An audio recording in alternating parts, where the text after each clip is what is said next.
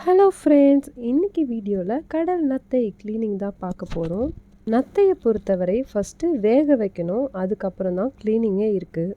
பாத்திரத்தில் நத்தையெல்லாம் மூழ்கிற அளவுக்கு தண்ணி வச்சுட்டு நல்லா வேக வச்சுக்கலாம். அந்த தண்ணியெல்லாம் ட்ரை ஆனதும் வெந்த பதம் ஆகிடும்.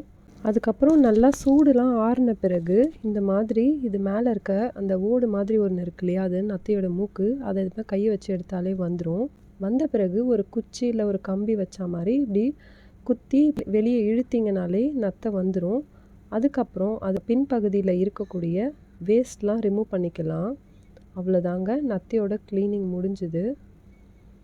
இதை நல்லா வாஷ் பண்ணிக்கணும். நத்தையை பொறுத்த வரைக்கும் நிறைய மண் இருக்கும், இது மண்ணில் தானே புதஞ்சிருக்கும். இதோட ஹெல்த் பெனிஃபிட்ஸ் பற்றி நேற்று ஒரு வீடியோ போட்டிருக்கேன், சேனலை சப்ஸ்கிரைப் பண்ணிவிட்டு போய் பாருங்கள்.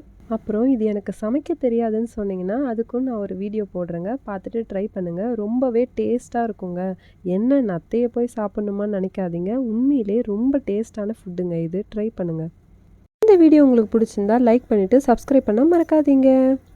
க்ளீனிங் அப்போது இந்த மாதிரி நத்தையோட பின்பகுதியில் அழுத்துனிங்கன்னா இந்த வேஸ்ட்டு வரும். இதை கரெக்டாக பண்ணிவிடுங்க. ஒரு சிலதில் பண்ணாமல் இருந்தாலும் இந்த மாதிரி க்ளீன் பண்ண பார்த்து பண்ணிவிடுங்க. வீடியோ ஃபுல்லாக பார்த்ததுக்கு நன்றி.